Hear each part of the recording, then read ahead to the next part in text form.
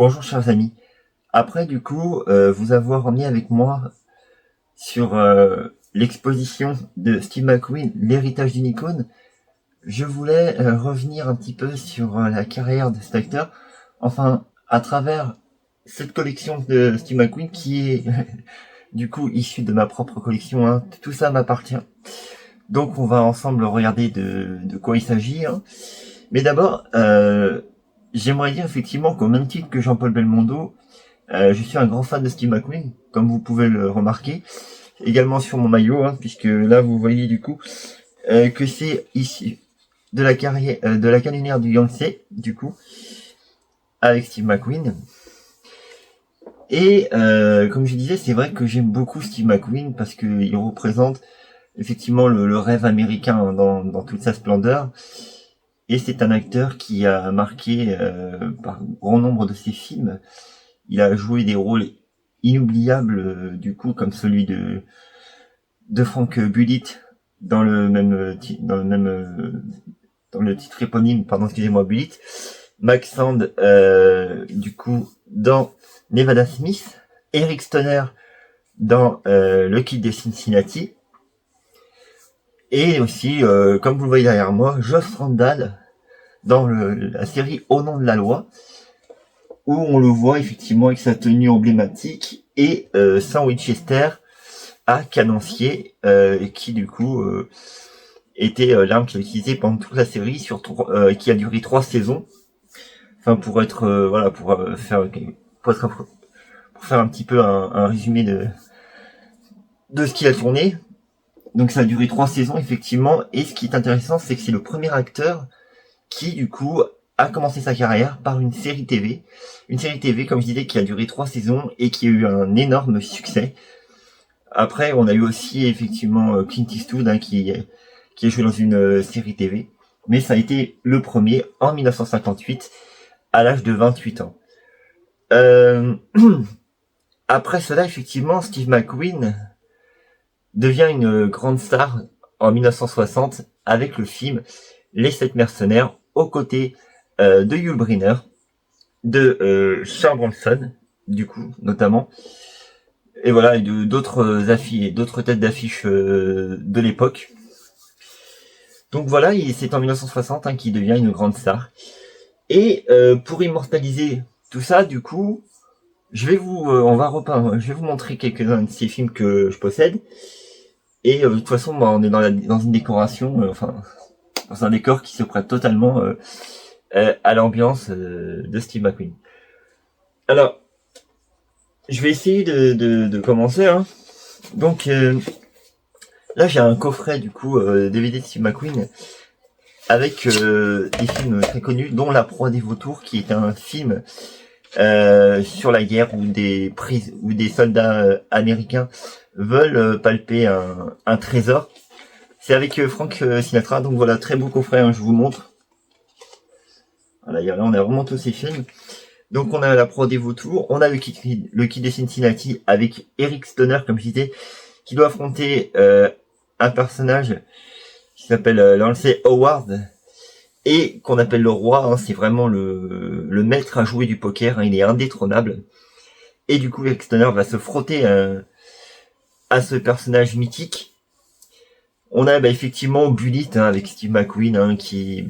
Je ne le présente plus, ce film, puisque il a été célèbre pour sa course-poursuite de 12 minutes dans les rues de Frisco, hein, c'est-à-dire San Francisco, dans les pentes et tout, avec un final explosif à la station d'essence, où du coup la Dodge Charger qui poursuivait finit en cendres avec les deux assassins à l'intérieur. Donc vraiment une scène mémorable, mais aussi un excellent film aussi pour son score avec Lalo Schifrin, hein, qui notamment a travaillé sur Dirty Harry, puisque on peut entendre la partition musicale, c'est exactement la même, et sur Starsky Hutch forcément, puisqu'il a composé toutes les partitions musicales de la série, qui du coup s'étendait sur 4 saisons. On a aussi dans ce coffret Guet-apens, très beau film aussi, du coup, qui le met en scène dans le rôle de Doc McCoy, hein, qui va s'évader de prison, faire un braquage et ça va mal tourner. Il va être poursuivi par ses complices puisqu'ils veulent récupérer l'argent qu'ils ont dérobé du coup. On a La Tour Infernale, un excellent film avec Paul Newman du coup. Il y avait aussi Frank Sinatra dedans, mais effectivement Paul Newman avec qui du coup ils entretenaient une rivalité. C'est vrai qu'on disait qu'au cinéma, voilà, il y avait deux acteurs qui se détestaient, c'était Paul Newman et Steve McQueen. Et c'est vrai que quand même sur La Tour Infernale, Steve McQueen a quand même remporté entre 12 et 14 millions de dollars, donc il a remporté une très grosse somme. Et également, dans ce coffret, on a Tom Horn, qui est l'un des derniers films de Steve McQueen, puisque Steve McQueen est mort à l'âge de 50 ans d'un cancer du poumon. Il était né en 1930, il est mort à 50 ans. Et d'ailleurs, il avait prédit sa propre mort. Il disait que comme ses parents qui étaient morts à l'âge de 49 ans, Steve McQueen ne dépasserait pas le même âge. Donc voilà, ça c'est les premiers coffrets que je possède. Aussi encore La Tour Infernale. On a aussi Le Mans qui est sorti en 71-72, qui est d'ailleurs un film, je dirais, qui a été tourné comme un documentaire.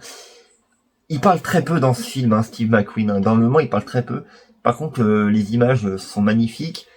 On a vraiment l'atmosphère et la dureté d'une course au Mans. C'est vraiment très spectaculaire.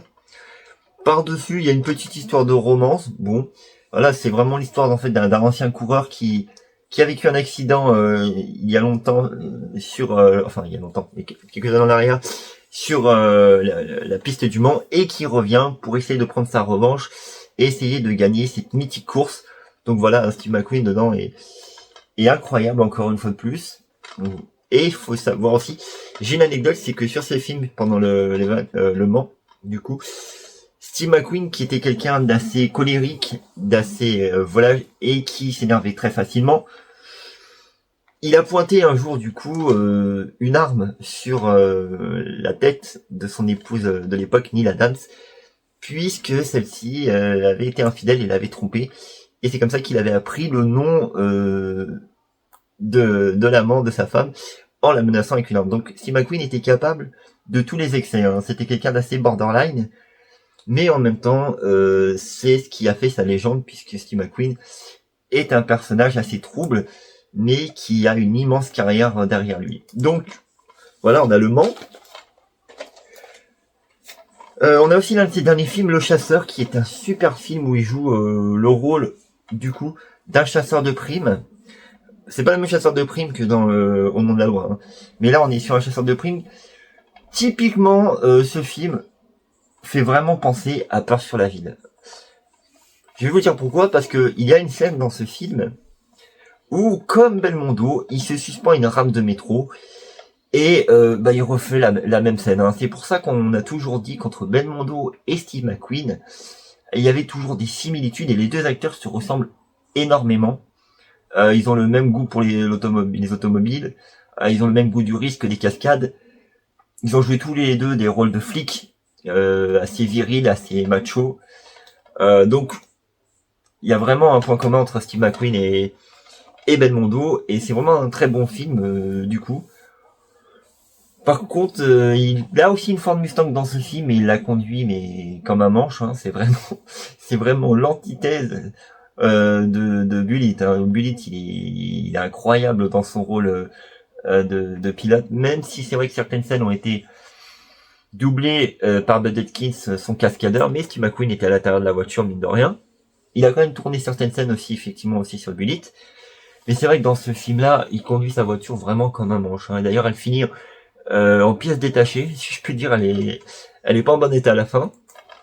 Mais c'est un très bon film, très bon polar, du coup. Le Chasseur, je vous le conseille. J'avais parlé au tout début de ma vidéo de Nevada Smith. C'est un très beau western, celui-ci, avec Carl Barden et Martin Landau, qui jouent les rôles des tueurs de sa famille. Puisque le but de tout le film, c'est que il va devenir une légende de l'Ouest. Il va parcourir toute la région. Il va aller dans les marécages. il va aller s'enfermer dans un bagne pour chasser l'un de des tueurs. Et voilà, il va assassiner Martin Landau, Karl Marden. C'est un super film du coup où voilà, on découvre un peu. C'est une sorte de Lucky Luke hein, dans ce film, un peu hors la loi, mais il est vraiment incroyable dans ce film. Hein. Il tient vraiment l'affiche. Du coup, et il y avait aussi, je crois, si je me trompe pas dans le film, il y avait Suzanne Pléchette effectivement, qui si vous voyez son visage, elle a joué avec Jim Jones dans 4 bassets et un danois. Vraiment, c'est cette petite brune très mignonne qui est dans le film et qui malheureusement, qui s'appelle Pilar, je crois, Pilar dedans, et qui connaît un destin tragique, puisque malheureusement, elle est mordue par un serpent dans le film. Mais vraiment, ça aussi, Nevada Smith, je vous conseille parmi la filmographie de Steve McQueen, c'est incroyable.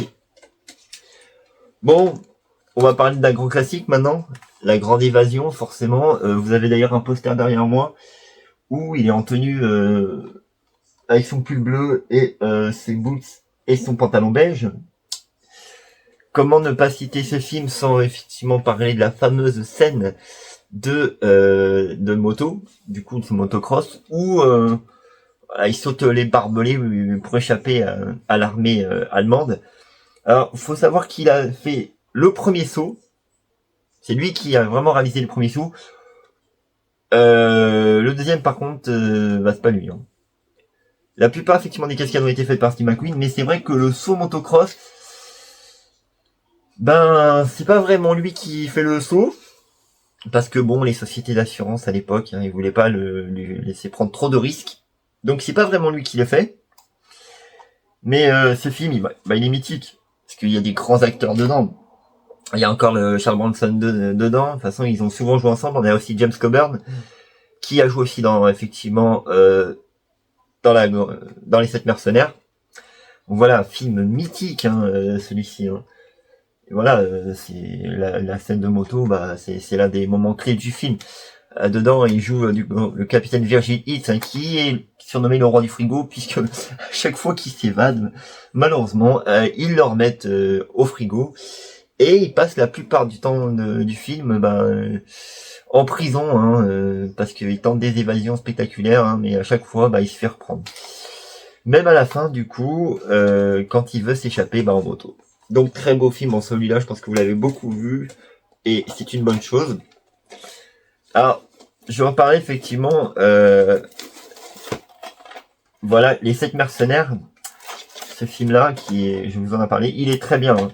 Faut vraiment le voir aussi celui-ci, qui est du coup un remake effectivement des 7 samouraïs de Kurosawa, sauf que là effectivement on parle de mercenaires dans l'Ouest qui vont aller défendre une petite bourgade mexicaine contre du coup un ennemi bien connu des films, qui jouait d'ailleurs Tuco dans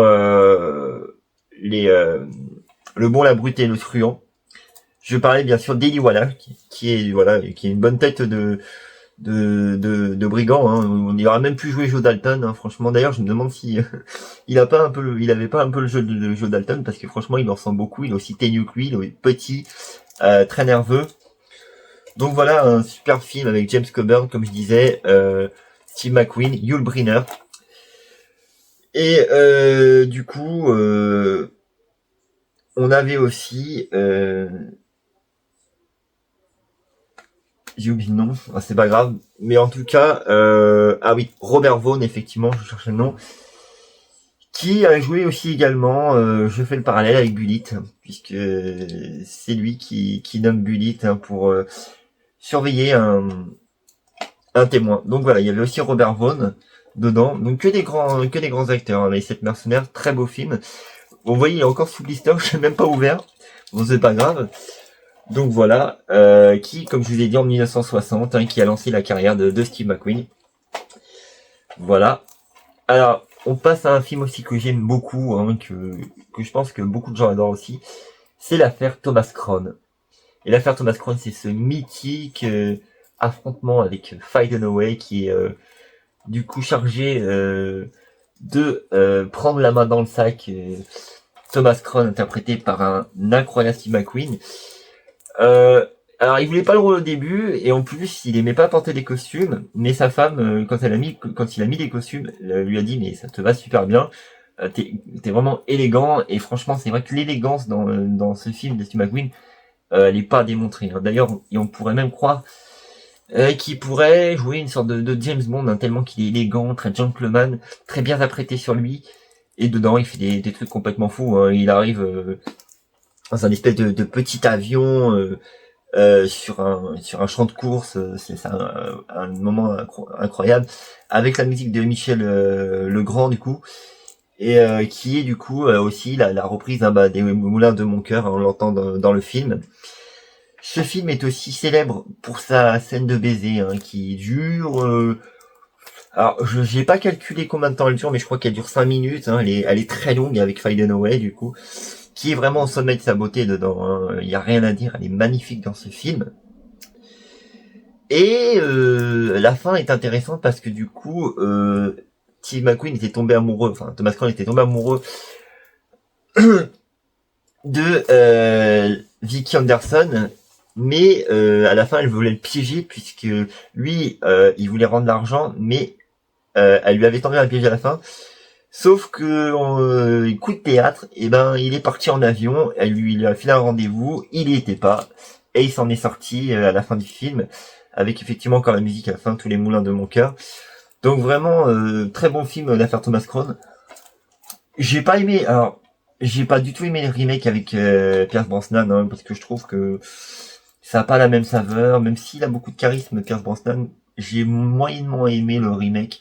Je préfère vraiment l'original avec Steve McQueen, qui est franchement un très beau film, qui est, comme je disais, Will Me or You Mine, qui a été du coup la meilleure chanson de 1968.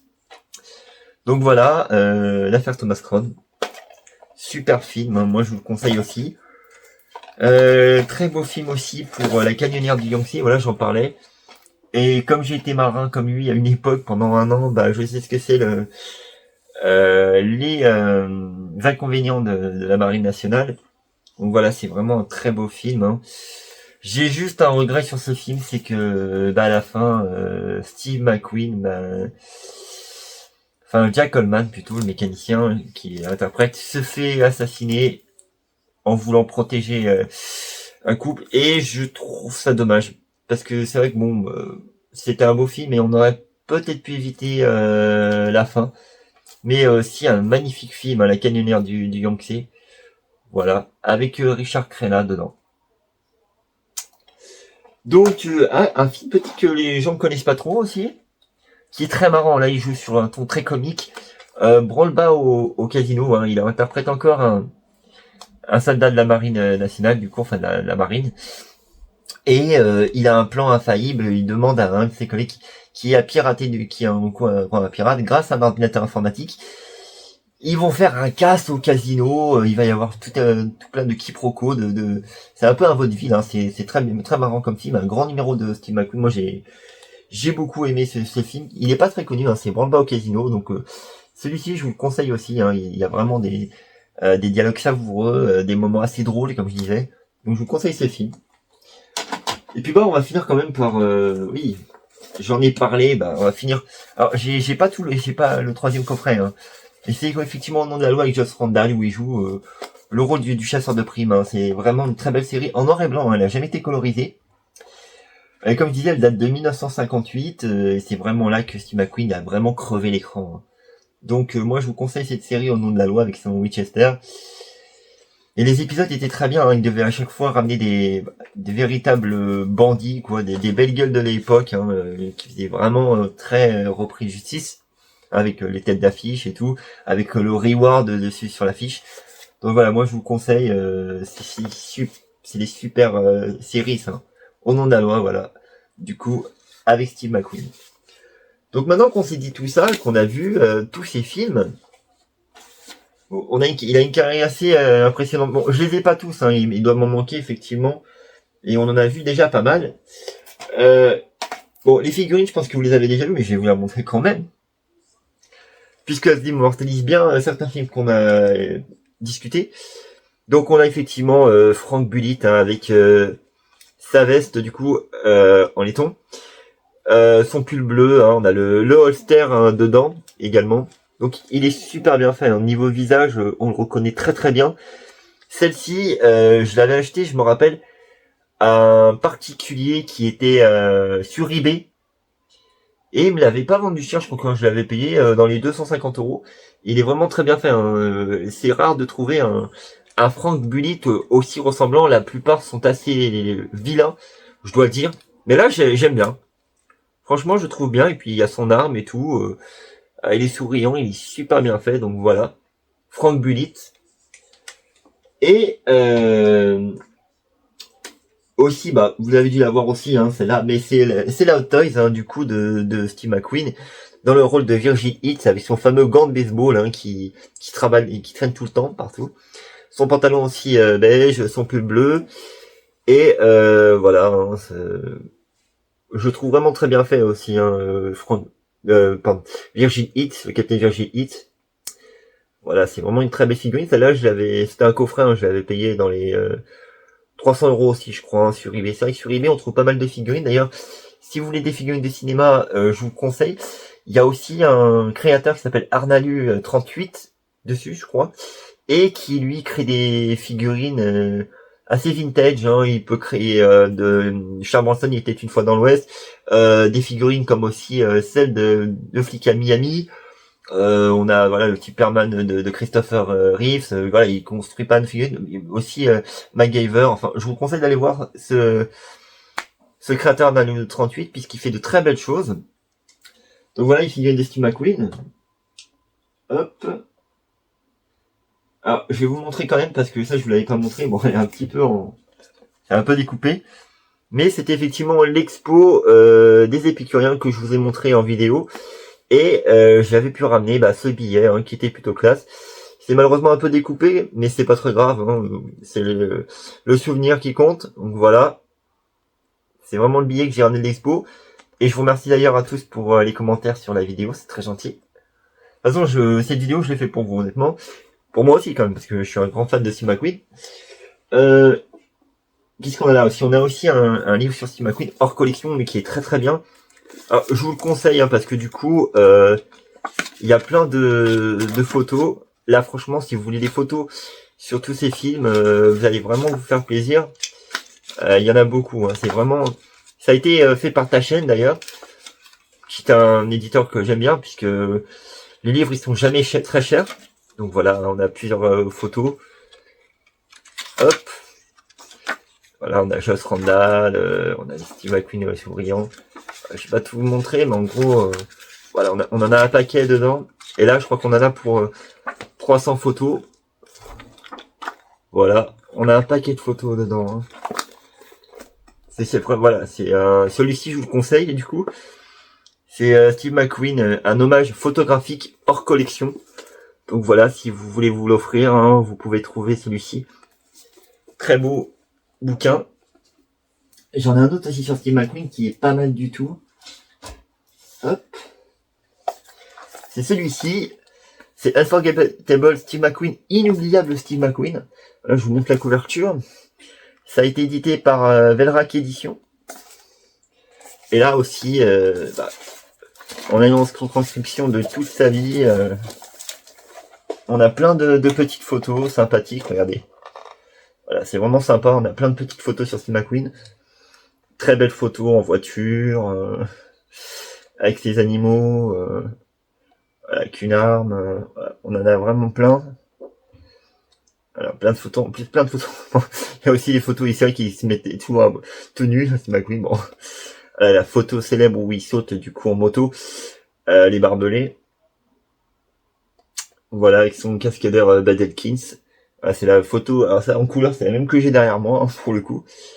Donc voilà, hein, de très belles photos en noir et blanc, hein, c'est vraiment des photos de cinéma, imprimées dans une très belle qualité. Donc moi je vous le conseille, hein, ça franchement, voilà, regardez, hop, une très belle photo, hein. Là c'est Bullitt. En fait on a si en fait vous avez pas de texte dedans, là voilà, avec Neil Adams, là le Mans, il n'y a pas de texte dedans, hein, c'est que des photos. Donc c'est Unforgettable Steve McQueen, inoubliable Steve McQueen pour ceux qui veulent se l'offrir aussi. Très beau livre également. Et du coup, on a le livre de ta chaîne, hein, Steve McQueen, William Clayton photographe. Là aussi que des photos. Ce qui est bien, c'est que sur ces livres, il n'y a que des photos. C'est bien hein, d'avoir des fois des choses sur la biographie, c'est bien, mais moi voilà, je préfère quand on a des belles photos. Au moins on a des choses à montrer. Allez hop. Là on a Steve McQueen encore un moto sur sa motocross. Voilà, bah, on a un peu de texte finalement. Bon, c'est en anglais après. Ah si, il y a une pareille. Il y a aussi un truc en français. Voilà, on a pas mal de petites photos à New York. Voilà. C'est vrai qu'il faut savoir aussi que Steve McQueen, avant de faire carrière dans le cinéma, il a une vie un peu tumultueuse. Hein. C'était quelqu'un qui était un peu un voyou, hein, qui a fait de la prison, de l'isolement pendant 14 mois. Donc voilà, avec sa femme, une de ses femmes. Voilà. Pas mal de belles photos, hein, comme je vous dis. Hein. C'est vraiment des livres, moi, qui me plaisent beaucoup parce qu'on a des petites photos. On a aussi les dates dessus, on a les lieux. Voilà. Hein. Il était passionné de moto, comme on l'a vu, pendant l'exposition. Donc, il y a encore un rappel à ça. Voilà, des petites photos sympas. Voilà, vraiment de très belles photos. Hein. Moi, j'aime beaucoup hein, ce genre de livre parce que ça offre un aperçu de la vie privée de l'acteur, mais aussi sur ses tournages. Ça nous aide un peu à mieux comprendre aussi l'homme derrière ses films.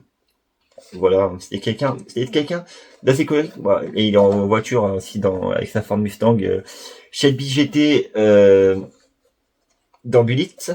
Voilà. Hein. En famille avec Neil Adams. Voilà. Un très beau livre encore. Donc c'est Steve McQueen, William Clayton photographe, ta chaîne. Donc ça c'est 3 livres que je vous conseille. Et pour ce cycle Steve McQueen, cette vidéo sympa qu'on a tourné ensemble, on va finir là-dessus parce que je suis, comme vous voyez, j'ai un maillot effectivement, je vous ai dit, de la Canadian Yangtze, mais j'en ai d'autres parce que moi je suis un passionné de Steve McQueen et il y a de très beaux maillots. Et je vais vous les montrer quand même. On a celui-ci. Du coup, de Steve McQueen, voilà, c'est la période 70, hein, vraiment très très beau. On a celui-ci. On a quoi d'autre? On a celui-ci aussi. Steve Heroes. Voilà, pareil, toujours avec l'image de Steve McQueen dessus. Magnifique aussi. Alors, on a celui-ci quand il est du coup en coureur également. C'est de Barbour International. Hein, si vous voulez vous en procurer, hein, c'est Barbour International. Voilà, en noir. Hop. On a aussi celui-ci, encore à Hero 7. C'est une marque qui marche bien hein, pour les maillots de Steve McQueen. Pareil. Voilà. Là, on a du coup Steve McQueen sur la scène de la Grande Évasion quand il est sur sa moto et qui veut sauter les barbelés. Et un dernier maillot pour finir. Toujours Hero 7. Voilà. Hop. Steve McQueen toujours. Et d'ailleurs on le voit. Hop. Écrit Steve McQueen. Donc voilà. Dernier maillot. Et ben voilà. Maintenant qu'on s'est dit tout ça, ce qu'on peut dire, c'est que Steve McQueen a été un acteur qui a influencé son époque, qui a créé d'innombrables films et qui a inspiré des vocations aussi, la vocation d'acteur à d'autres acteurs américains et même peut-être français. Ce qui est sûr, c'est que Steve McQueen, plus de 50 ans après sa mort, 50 ans, puisque il est mort en 80. Si quasiment plus de 40 ans en tout cas après sa mort, reste une icône du cinéma. Je pense que ils sont encore beaucoup regardés ces films et d'ailleurs j'ai vu beaucoup de monde à l'exposition. Ceux qui étaient au courant en tout cas, j'ai vu beaucoup de monde à l'exposition des Épicuriens à Courbevoie. C'était sympa de pouvoir échanger avec eux. Et moi je vous conseille effectivement, si vous aimez Belmondo, vous ne pouvez aimer que Steve McQueen, puisque comme je vous dis, les deux se ressemblent vraiment sur le caractère, sur le choix des films, sur l'aspect comique. Ils en ont fait aussi tous les deux. Ils ont tenu des grands rôles. Ah, d'ailleurs, je t'ai parlé de Peur sur la ville, mais Peur sur la ville, effectivement, Belmondo, dedans, sur une des affiches, même s'il porte pas la tenue dans le film, il rend hommage à Steve McQueen. Il a le col roulé noir, il a le pantalon noir, comme il a dans Bullitt, Steve McQueen. Exactement pareil. Donc voilà, il y a toujours un hommage. Et puis je parlais du chasseur aussi avec la scène de métro de Peur sur la ville. C'est aussi un hommage à Belmondo. Il y a toujours un rebond entre les deux. Puis la Ford Mustang dans le marginal que Belmondo conduit, c'est effectivement aussi un hommage à Steve McQueen dans Bullitt, où il conduit sa Ford Mustang. Vous voyez, donc les deux, il y a toujours un parallèle.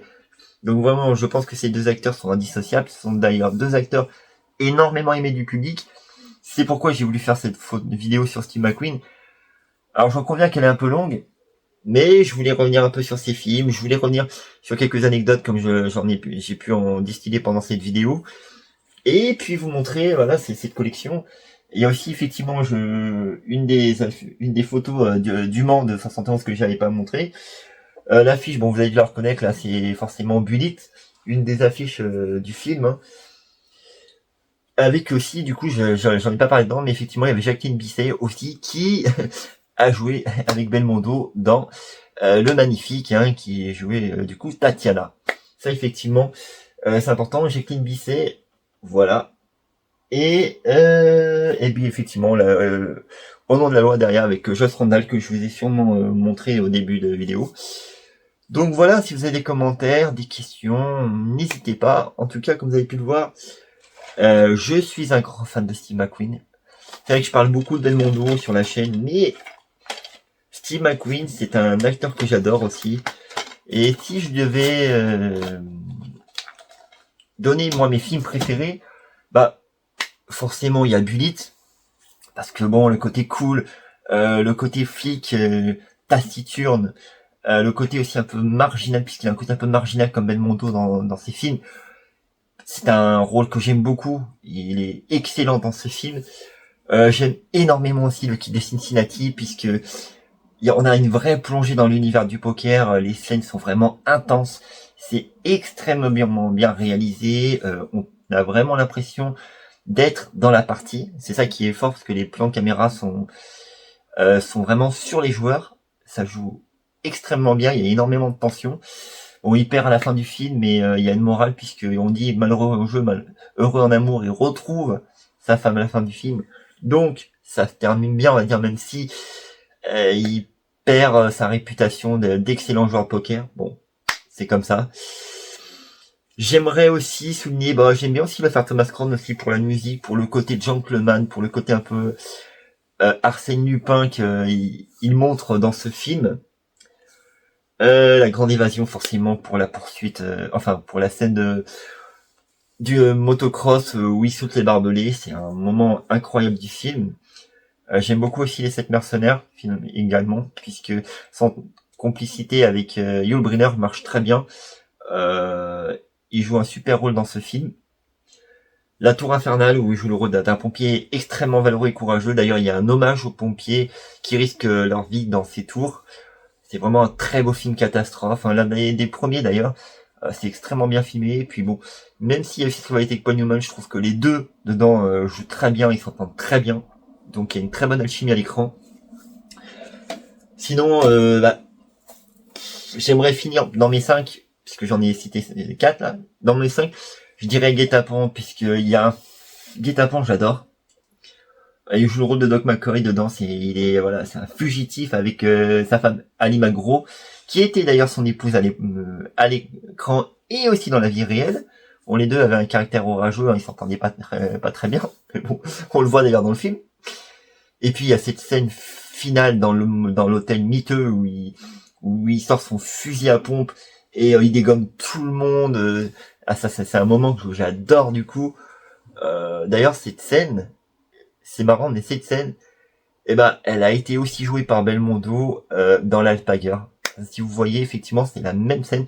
Il a aussi un fusil à pompe identique et pareil, il y a des fourrailles à tout va dans le film. Donc vous voyez, il y a vraiment des points communs à chaque fois entre Belmondo et Steve McQueen. Hein. C'est pour ça que j'ai voulu aussi en parler un petit peu. Donc voilà, et puis bon, même Le Mans, ce que j'aime bien aussi, bon, et en 6e, que j'aime bien Le Mans pour son côté un peu documentaire, parce qu'on plonge vraiment dans l'intensité, comme je dis, d'une course des vainqueurs du Mans. C'est vraiment un très beau film. Il dure pas très longtemps, lui, mais vraiment, on passe un excellent moment, et puis bon, il a un look incroyable dans ce film. Voilà, mesdames et messieurs. En tout cas, merci pour ceux qui regarderont cette vidéo. J'espère que vous ne serez pas trop dur avec moi. Mais je voulais parler effectivement de Steve McQueen et je pense qu'on a bien fait le tour. Là, on a vu pas mal de choses ensemble. Et ben, je vous souhaite une bonne journée, les amis. Puis à bientôt pour de nouvelles vidéos. Merci en tout cas pour tous ceux qui me suivent encore, pour les commentaires, aussi sur les shorts, puisque j'ai vu que ça marchait bien. Les commentaires aussi sur ces shorts que j'ai pu faire à Paris notamment, et puis ces petits montages sur Belmondo que j'aime bien faire parce que effectivement il y aura toujours du Belmondo sur la chaîne, j'aime beaucoup Belmondo. À bientôt les amis, passez une très bonne journée.